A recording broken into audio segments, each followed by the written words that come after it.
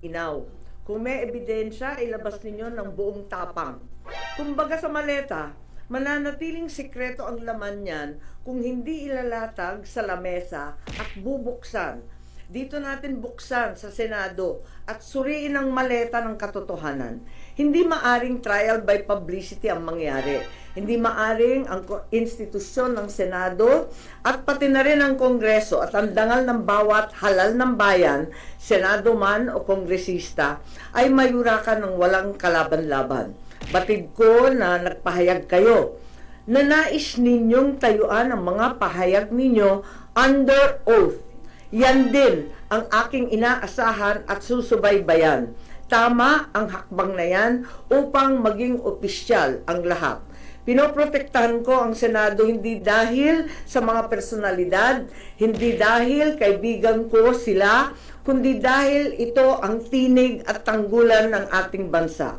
Kaya kung ang mismong tanggulan ang inaakusahan, marapat din na dito magharap-harapan na.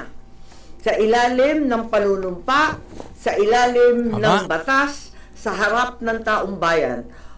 Huwag tayong masiyahan sa likod lamang ng isang press conference. Kung kayo'y tunay na naglilingkod sa katotohanan, magharapan tayo dito sa Senado. Ang Senado ay hindi tatakbo o tatalikod, lalo na kung may nadawit na hindi dapat.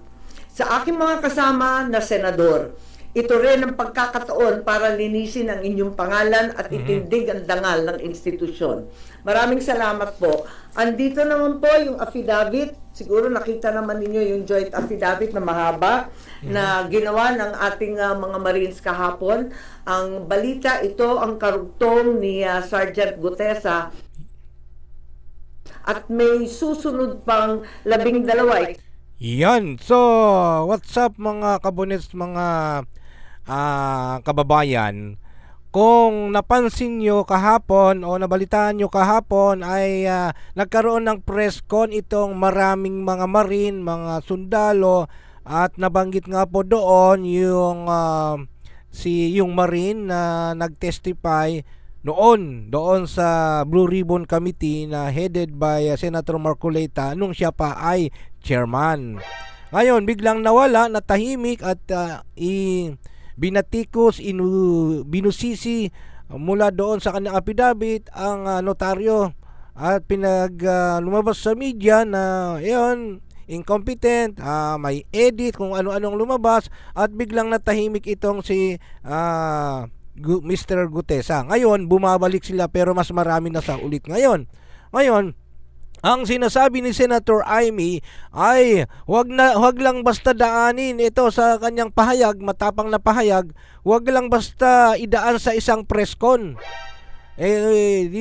Inulit niyang sinabi na kung may matibay na ebidensya talaga yan, is wag lang dyan sa press con, dapat isumpaan ninyo sa Senado at doon tayo magharap-harap. Ano sa palagay nyo? Ulitin natin Ulitin natin konti.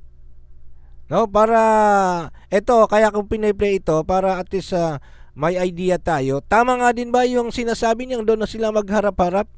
Baka mamayan pagdating naman doon, alam niyo yung sino yung mga namumuno, maya-maya mabimbin lang o maiwan sa ere na naman. Now, kung may ebidensya, ilabas ninyo ng buong tapang.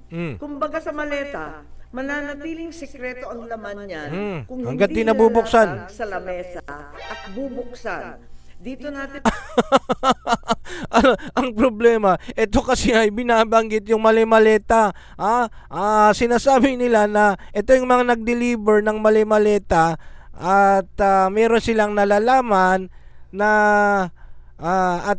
personal knowledge kasi kasama sila doon sa mga umano na nag-deliver ng pera. Di ba? Ngayon, kung sinasabi niyang ilatag sa Senado at buksan yung maleta, kung literal nating unawain, ilatag sa maleta at buksan kung ano ang laman, baka wala na yung pera doon sa loob ng maleta. Siyempre nagamit na wala na. kung literal nating unawain. Pero kung sa logic, ilatag ang maleta at doon buksan, ibig sabihin, kung doon himay-himayin ng totoo, walang kampi-kampihan, kundi kung saan dadalhin ng ebidensya ay doon talaga yung tutumbukin, iyon yata yung ibig niyang sabihin na tama yung hakbang na yan, busisihin at imbestigahan. Di ba? Gets? My sense? Pero kung literal na buksan yung maleta at hanapin yung pera, yung ebidensya, baka wala nang laman. Panay maleta na lang, wala nang laman. Okay, so, yun po yung sa aking pagkaintindi. Imbestigahan nila doon at hindi lang yung hanggang press con lang tapos wala na ulit. Pero ang sinabi naman ng attorney, yung tagapagsalita, Attorney Baligot, I think yon ay ipapasa nila doon sa ombudsman. Ombudsman para magkaroon ng record, no? Kasi doon yata is 'di ba titingnan nila kung may probable cause, kung matindi, okay yung mga evidence sa kanila ipapile.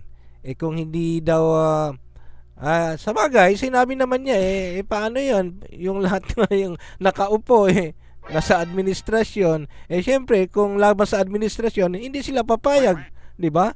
Madudungisan yung pamamahala ng administrasyon kung ang gagawin nila ay laban sa kanila din.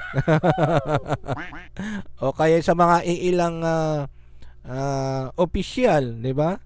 Ano pong masasabi niyo mga kabonits? So ito, pakinggan natin yung ibang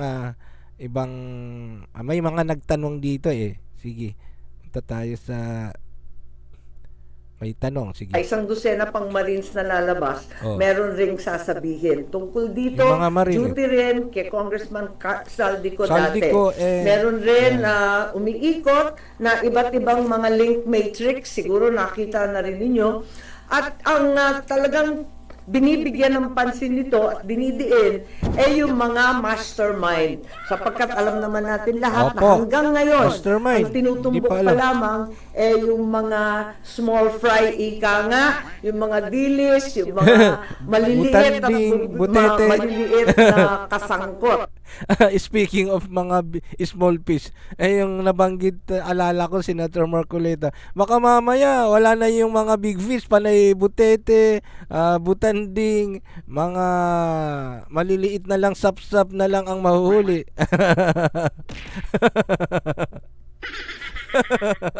Sap-sap. Nga, may sumingit pa yung isang vlogger. Ang bilis ng nahuli Pero itong mga malalaking talaga. Tuloy natin. Malaki man ang halaga, hindi sila yung mga tunay na mastermind. Tumbukin na ang mga mastermind at katulong natin ang ating magigiting na mga Marines. Yun lang po. Maraming salamat. Tawag ng tao ng direktamente. Yan. Po. Ma'am, meron na po bang nagparating sa inyo na meron din silang concerns for their lives? Especially after nga po nung nangyari kay Sergeant Gutesa. Oo, hindi natin alam kung ano nangyari kay Sergeant Gutesa, pati yung kanyang pamilya nanganganib. Lahat itong mga Marines na to, matagal ko nang naririnig na nais lumabas, yun nga lang, nag-aalala sa kanilang buhay, ang trabaho at buhay din ng kanilang pamilya. Ma'am, if ever po mag-agree sila na humarap po dito sa Senado, hindi ba nagpo-volunteer yung Attorney Levy kahapon? Opo. Na patawagan ko daw sila at handang-handa daw sila.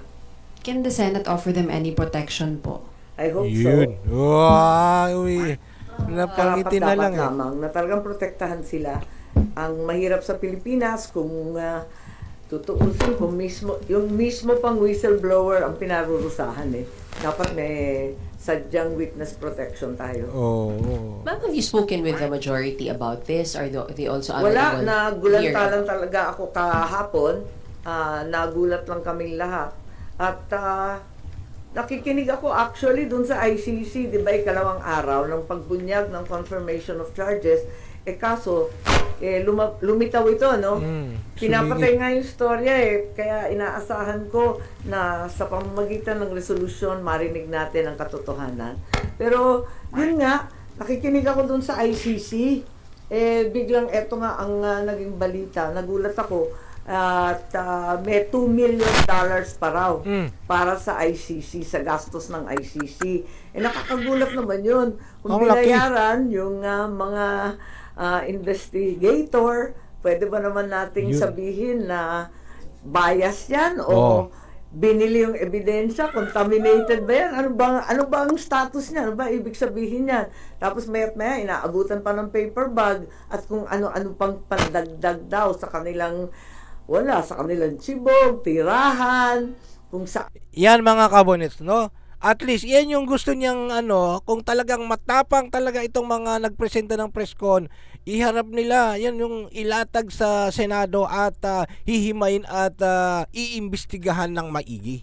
Yun po yung matapang na hamon ni Senator Amy Marcos. Okay, ngayon ano po yung masasabi niyo? Ano po yung indication nito? Dahil nagkataon na sa second day ng hearing ni Tatay Digong sa Hague, biglang sumingit din itong mga marina. Pwede namang after ng o kaya before, bakit na itaon? O sadyang ganito lang talaga ang takbo?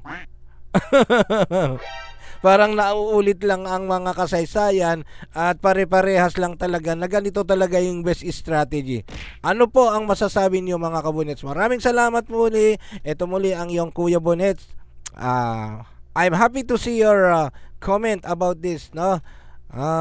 About dito sabi ni Senator Amy na buong tapang niyong harapin ilabas sa Senado tayo magkita-kita at sumpaan ninyo ang iyong mga at tama yung ginagawa ninyo, tumbukin kung sino yung mga mastermind, di ba? Yun po yung naiintindihan ko po dito sa kanyang pahayag. Mga kabonets, sa inyong mga ginagawa, trabaho, negosyo, ang katagumpayan ay suma sa inyo. At syempre, laging good health po sa ating lahat. Tayo'y see you sa sunod na upload natin.